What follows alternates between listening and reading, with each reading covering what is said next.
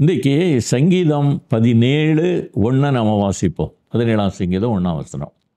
கர்த்தாவே, நியாயத்தை கேட்டருளும், என் கூப்பிடுதலை கவனியும், கபடமில்லாத உதடுகளினின்று பிறக்கும் என் விண்ணப்பத்திற்கு செவிகொடும்.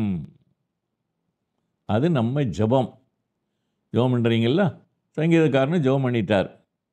நியாயத்தை கேளு ஆண்டவரே, எனக்கு நியாயம் செய்யும். கூப்பிடுதலை கேளும் ஆண்டவரே, எனக்கு உதவி செய்யும். என் விண்ணப்பத்திற்கு செவி கொடும். ஆண்டவர் நம்முடைய ஜெபத்திற்கு பதில் கொடுக்குறாருன்னு நம்புறீங்களா? சில வேளைகளில் நம்ம என்ன யோசிக்கிறோம்? நம்ம ஜெபம் கூரைக்கு மேலே போக மாட்டேங்க. ஒருவேளை கான்க்ரீட் ரூஃப் போட்டால் அதுக்கு மேலே போகாதோ என்னமோ தெரியல. சில வேளைகளில் வாழ்வின் இக்கட்டான சூழ்நிலைகளில் நாம் சொல்லுகின்ற வார்த்தைகள் அப்படியே ரீபவுண்ட் பண்ணுற மாதிரி, திருப்பி திருப்பி நமக்கு ஒரு இந்த பால் அடித்தோன்னா சோறில் பட்டு வரும் பாருங்க, அந்த மாதிரி. ஆனால் ஆண்டவர் என்ன சொல்கிறாரு? நான் ஜெபத்தை கேட்கிறவர். ஆண்டவருக்கு ஒரு பெயர் தெரியுமா? சங்கீதத்தில் வாசிக்கிறோம், ஜெபத்தை கேட்கிறவர். மாம்சமான யாவரும் இடத்தில் வருவார்கள் என்று சங்கீதக்காரன் சொல்லிவிட்டால் அவர் ஜெபத்தை கேட்கிறவர். God listens to our prayer என்று சொல்லிவிட்டு, whisper a prayer in the morning, whisper a prayer at noon, whisper a prayer in the evening, so keep your heart in tune அப்படின்னு சொல்லிட்டு, God answers your prayer in the morning, God answers your prayer at noon, God answers your prayer in the evening, so keep your heart in tune. அன்பானவர்களே, காலையிலன்னாலும் சரி, மத்தியானம்னாலும் சரி, ராத்திரினாலும் சரி, நம்ம ஜெபத்தை ஆண்டவர் கேட்கிறார். அதனால தான் சங்கீதக்காரன் ஒரு வார்த்தை சொன்னார், அந்தி சந்தி மத்தியான வேளையிலே ஆண்டவரிடத்திலே முறையிடுவேன் என்று.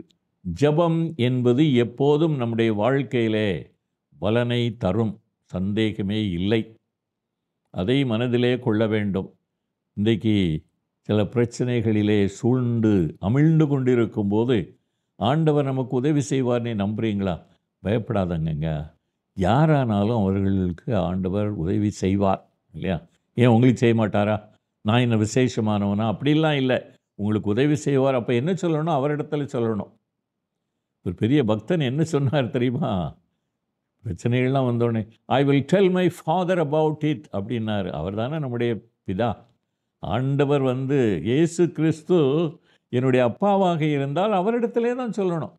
நம்முடைய பிள்ளைகள் தேவைகளை நம்மகிட்ட சொல்லாமல் வேற யார்கிட்டையுமா போய் சொல்லுவாங்க? நம்மகிட்ட தானே சொல்லுவாங்க. அதே மாதிரி நாம் அவரிடத்திலே சொல்ல வேண்டும். அவரிடத்திலே போய் சொல்லுவது தானே ஜெபம். ஆகையினாலே எந்த சூழ்நிலையாக இருந்தாலும், ஆண்டவரே எனக்கு நீர் உதவி செய்யும் என்று அவரிடத்தில் கேட்கணும். குறிப்பாக இன்னைக்கு உங்கள் பிரச்சனையை ஆண்டவரிடத்தில் சொல்லுவீங்களா? கண்டிப்பாக அதற்கு நல்ல பதில் கிடைக்கும் என்று கர்த்தருக்குள் நிச்சயமாய் நம்புகிறேன். அது உங்கள் அனுபவமாகும். இன்னைக்கு ராத்திரியே நீங்கள் ஆண்டவருக்கு நன்றி செலுத்துவீர்கள். ஜெபம் பண்ணுவோம். அன்பின் ஆண்டவரே, இன்று நான் கற்றுக்கொண்ட ஜெபத்தை குறித்து கற்றுக்கொண்ட அருமையான பாடம் என் உள்ளத்தில் பதியட்டும் சுவாமி. ஒன்றுக்கும் கவலைப்படாமல் எல்லாவற்றையும் குறித்து எங்கள் விண்ணப்பங்களை ஸ்தோத்திரத்தோடே கூடிய ஜெபத்தினாலும் வேண்டுதலினாலும் உமக்கு தெரியப்படுத்த உதவி செய்யும். இயேசுவின் மூலம் ஆமென்.